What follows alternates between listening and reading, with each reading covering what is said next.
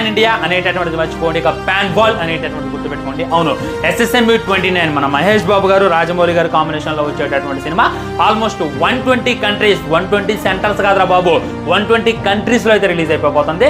ఇదెక్కడి మాసన మామ, ఎప్పటికైనా మన సినిమా మహా అయితే ఒక దేశంలో రిలీజ్ అయ్యేది, లేదు 2, 3 దేశాల కన్నా ఎక్కువ ఏ డైరెక్టర్ కూడా డేర్ చేయలేదు. కానీ మన SS రాజమౌళి గారు 120 దేశాల్లో రిలీజ్ చేస్తా అని చెప్పి మాట ఇచ్చిందనమాట. దానికోసమే బాగా ప్రయత్నం చేస్తుండు, వేరే దేశాల్లో వెళ్ళి ఆ ఫిల్మ్ స్టార్స్ ని కలుస్తుండు, ఆ డిస్ట్రిబ్యూటర్ని కలుస్తుండు. వాటికి సంబంధించిన ఫొటోస్ అన్ని కూడా సోషల్ మీడియాలో బాగా వైరల్ గా మారుతుంది. జస్ట్ ఇమాజిన్ చేసుకోండి, 120 దేశాలు కదా, ఒక్కొక్క దేశానికి ఒక్క రోజులో 10 కోట్లు వస్తే డే 1 ఎంత ఉంటుంది, ఓవరాల్ గా గ్రాస్ ఎంత ఉంటుంది అనేటటువంటిది ఊహించుకోవడానికే చాలా దారుణంగా ఉంది. ఈ 120 దేశాల్లో రిలీజ్ చేయడం మాటలు కాదు, ఆయా భాషల్లో డబ్బింగ్ చేయాలి, వాళ్ళ లిప్సింగ్ సింగ్ చేయాలి, ఆయా దేశాల మనోభావాలు తగ్గట్టు సినిమా తీయాలి. మరి మన జక్కన్న ఏం ప్లాన్ చేసిండు అనేటటువంటిది ఖచ్చితంగా మనకు నవంబర్లో అర్థమైంది. ఈ సెప్టెంబర్ని